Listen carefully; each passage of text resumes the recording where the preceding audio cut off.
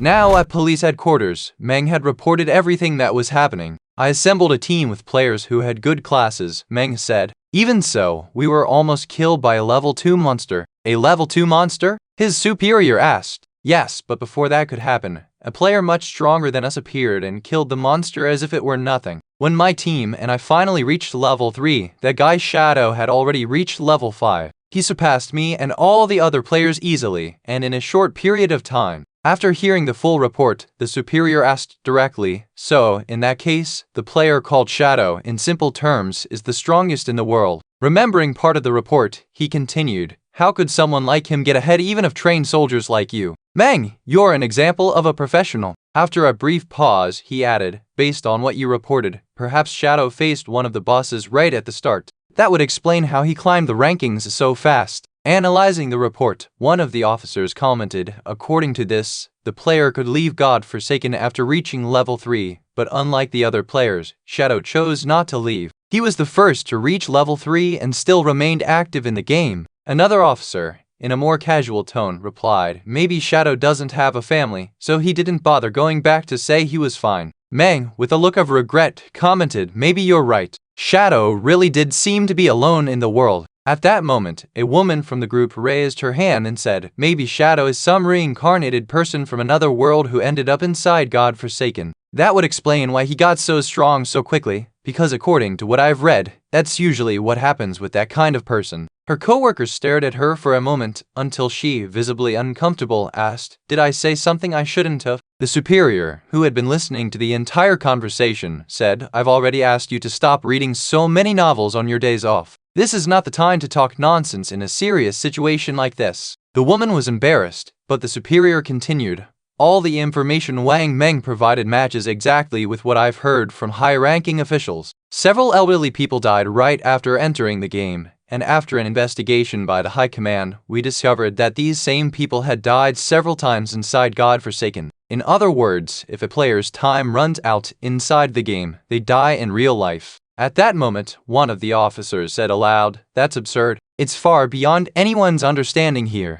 The superior, without hesitation, replied, you're right to think so. We may very well be invaded or tested by beings beyond human comprehension. He paused before concluding the meeting to conclude, everyone here must form teams to explore God-forsaken. The groups will be formed based on coordinates provided by the High Command, which plans to create its own army inside the game. The superior continued explaining, this entire event is affecting the whole world. Just like us, other countries are doing the same, trying to get ahead to secure potential resources and advantages over other nations. And if, for some reason, we fall behind, we will lose all our influence and end up reduced to the level of the weakest countries. He then paused before continuing, Anania, you will be the captain of Team 1. The woman immediately stood up and accepted the task without hesitation. And Wang Meng will be vice-captain, but both of you will be responsible for your own teams. Meng, like Anania, promptly accepted the task. The superior went on, from what Wang Meng described about the player Shadow, he doesn't seem like the kind of person who would become your enemy for no reason. Perhaps we can find a way to maintain a friendly relationship with him.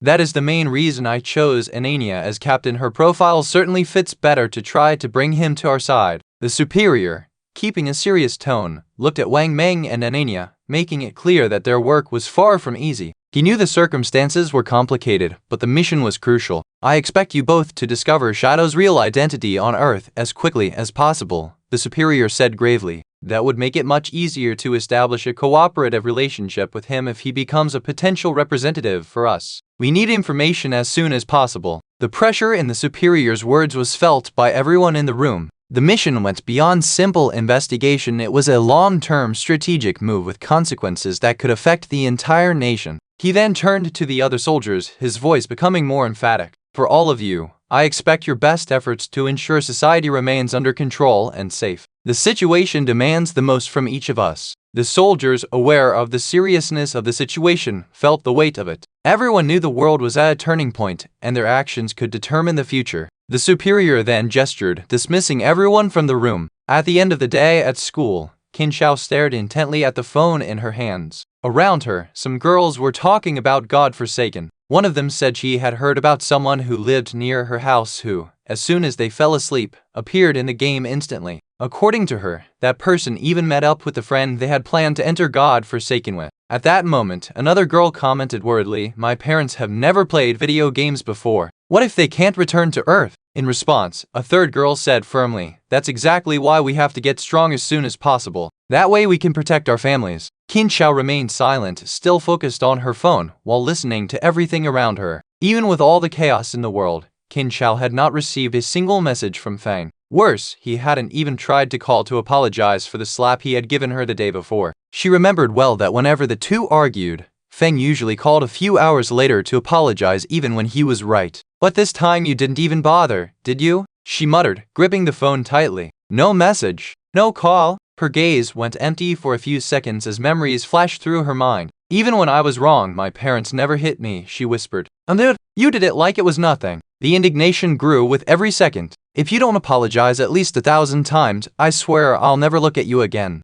She told herself she didn't understand why Feng was so angry this time. After all, the only thing she had done was skip class to attend Song's concert. But in any case, at least that day she had been able to see her greatest idol, Song Fei, and that alone was worth it. Sooner or later, Feng would come back to apologize. He always did. The problem now was different with this God-forsaken situation. Seeing Song in concert again would be almost impossible. She closed her eyes for a moment, reliving the scene in her mind. The lights, his voice, the moment Song passed so close to her it almost felt like a dream. "I already miss you, Song," she whispered with a faint smile. It had been more than just skipping class, it was a memory that now felt even more distant. At that moment, an idea clicked in Qin Xiao's mind. To enter God-Forsaken, the only thing needed was to sleep. If Song also went to sleep, it meant he, like anyone else, would end up inside the game. "Then I can find him there," she murmured, her eyes lighting up with hope. The idea was crazy, but it made sense. If the whole world was entering the game while sleeping, Song would too. And if she could meet him personally in that world, then it all wouldn't have been in vain. Without wasting time, she began changing clothes quickly. She needed to sleep as soon as possible. But before that, she had another idea. If she was going to enter that world, she needed to be prepared. She remembered his schoolmate, a boy from the next class, who had mentioned earlier how he had leveled up 3 times in a short time.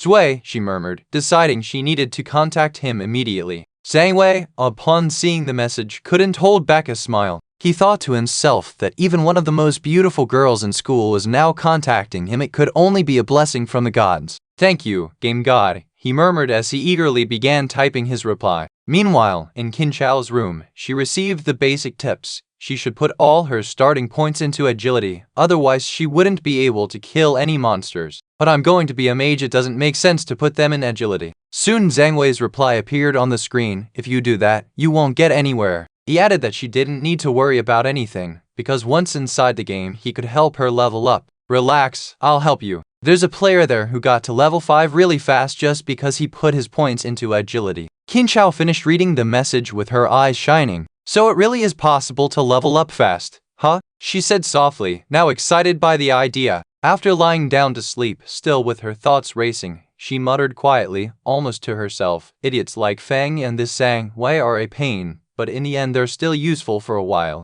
She knew there was no point in complaining. She needed them, at least for now. "I'm going to enter this game, level up much higher than Feng, and get truly strong. When that moment comes, if anyone asks about him, I'll say I don't even know him. And just to be clear, I won't lift a finger to help him in the future." Meanwhile, inside God-Forsaken, Feng stood before the fallen body of the Master of Curses. His eyes were fixed on one of the items that had dropped, the Cursey ring, a gold-level ring. The system window displayed the item's detailed stats. It increased all of the player's attributes by 8 points, offered an extra 26 points of resistance to the darkness element, and also granted 0.1 critical hit chance on enemy weak points. Feng studied everything closely and commented to himself, "That's 32 points in total. That's like leveling up 3 times at once." His tone was calm, but there was clear satisfaction in his voice. "And there's this insane resistance against darkness. Almost all monsters around here are of that element. And with my passive, at 0.1% critical becomes 1.5%. Feng then turned his attention to another item. The system window displayed a skill called Shadow Slash, an assassin type ability.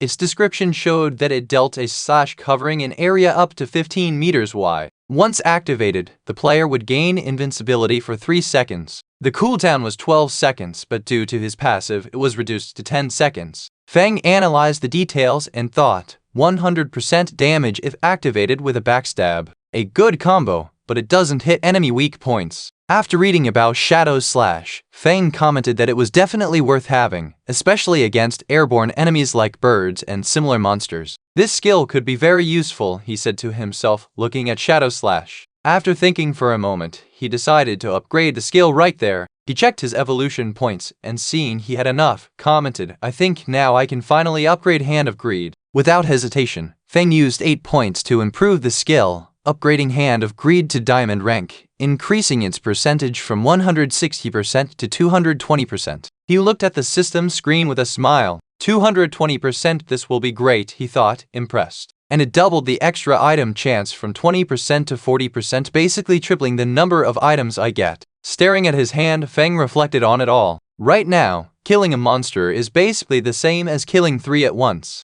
With this passive, each enemy yields triple rewards. He thought about how to distribute his next points. For now, I'll focus on Shadow Slash, then I'll come back to Hand of Greed. He then used 3 evolution points to upgrade Shadow Slash from Silver to Platinum. Looking at the new numbers, Feng commented, not bad at all, just 2 levels and this skill has already become something really strong. However, one thing remains the same, the cooldown is still 10 seconds. Even so, if I use it correctly, I can practically stay invincible the whole time. Feng began organizing the items, noting that everything else was useless to him, but he could still make some money selling them. Suddenly, he heard a noise. Turning around, he saw 3 crawlers leaping toward him. Perfect, a great time to test my new skill. Instantly, he activated Shadow Slash. Dozens of consecutive slashes hit the crawlers while Feng simply watched. Even though the individual damage was low, the number of strikes and the accumulated damage made the ability powerful, dealing over 1000 damage per use. The crawlers died within seconds. Soon, the system sent a message showing the experience gained from their deaths and the extra life days earned. Seeing the result of Shadow Slash, Feng noted that his efficiency at killing monsters had improved before. To kill even one, he had to use Venom Dart twice. Now, with Shadow Slash, just one use could kill any low-level monster within range.